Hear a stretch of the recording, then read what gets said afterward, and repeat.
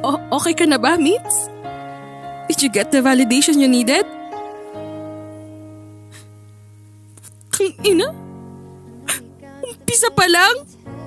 Umpisa pa lang alam mo na yung nararamdaman ko para kay Doc?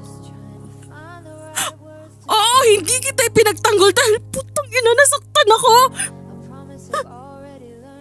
May picture kayo ni Doc na naghahalikan pero hindi ka man lang nagpaliwanag. Mitzi, may narinig ka ba sa akin? Wala. Oo, naiintindihan ko. In order to save her, you have to fucking disrespect me.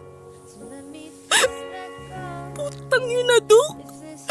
Girlfriend mo ko eh. Girlfriend mo ko pero ilang beses mo na ipinaramdam sa akin na mas mahal mo si Mitzi. Ayan! Napababa mo na! Okay na ba? Oo, Mitzi. You're better than me. Mas matalino ka. Mas maganda ka. Mas mayaman ka lahat ng hindi ako. Magandang reputasyon mo sa school, hindi kagaya ko na may mga issue.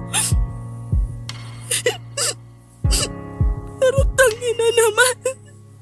Kaibigan ko kayo eh. Bakit niyo ako ginaganito? Bagsak din ako sa exam. Pero ikaw yung pinunta ni Doc.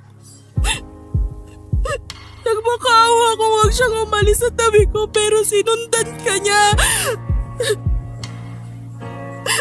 Ang galing mo!